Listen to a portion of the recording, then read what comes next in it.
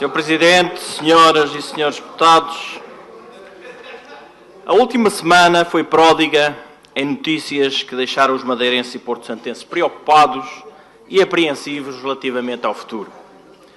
Fomos surpreendidos com uma declaração do Sr. Ministro das Infraestruturas e do Planeamento, Pedro Marques, dizendo que o subsídio social de mobilidade poderia sofrer alterações, nomeadamente atribuindo às regiões autónomas a responsabilidade de serem elas próprias a gerirem no futuro esse subsídio de mobilidade. Pelas declarações do Sr. Ministro, depreende-se que o Estado está a pagar muito por este subsídio. Nós perguntamos, então o princípio da continuidade territorial é balizável, Sr. Ministro? Vai ter para a Madeira e para os Açores um teto máximo em função de questões de contabilidade? Então o que dizer das centenas de milhões que foram derramadas e continuam a sê-lo na CP, na Carris e na Transtejo? Estes subsídios, aliás, nunca foram postos em causa, pois são considerados serviços públicos de interesse nacional.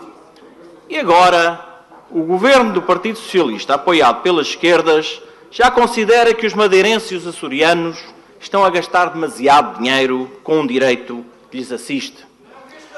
O CDS opor-se-á sempre a qualquer intenção do atual Governo da República que pretenda delimitar o valor do plafond do subsídio social de mobilidade para a Madeira, pois isso é uma violação do princípio da continuidade territorial, é uma discriminação, é obrigar-nos a todos às contingências e interesses das companhias aéreas.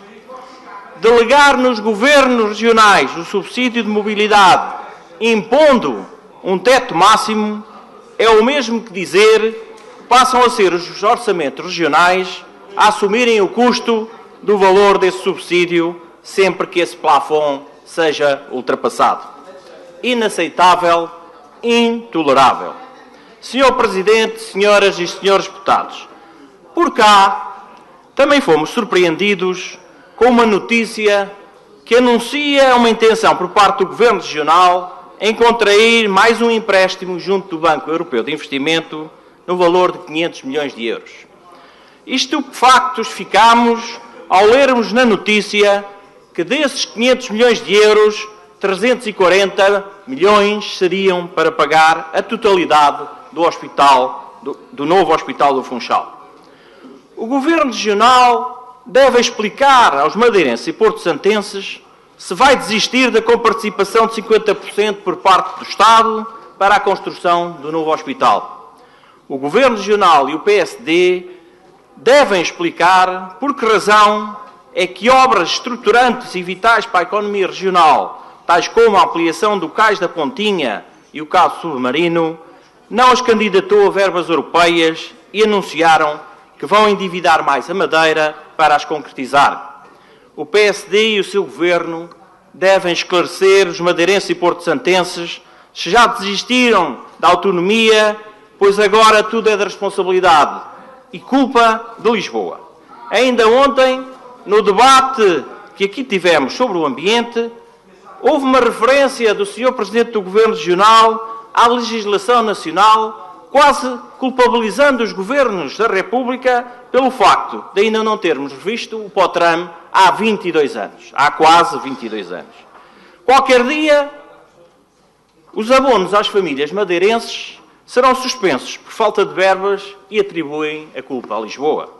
Sr. Presidente, senhoras e senhores deputados, a Madeira tem ainda uma canga de quase 5 mil milhões de euros, resultante da colossal dívida deixada pelo governo anterior do PSD.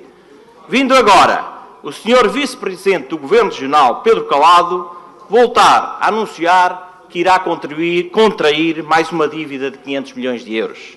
Ainda por cima, pretende-se com esse empréstimo canalizar 340 milhões para a construção do novo hospital. Aliás, a totalidade desta obra, segundo a notícia, vai ser construída com os impostos dos madeirenses. Então andamos destes últimos anos a pedir ao Governo da República para consubstanciar o novo hospital como projeto de interesse comum e agora vai ser a região a pagá-lo em mais um empréstimo, através de um empréstimo de 500 milhões de euros? Afinal, para que servem os grupos de trabalho, as reuniões entre governos, para que tenhamos um hospital com participado em 50% pelo Estado, se o PSD e o seu governo já pretendem endividar mais a Madeira para essa construção? Expliquem à população o porquê desta inversão de 180 graus.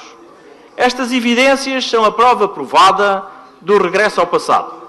Regresso às megalomanias, sem se preocuparem com quem vai pagar no futuro esta dívida.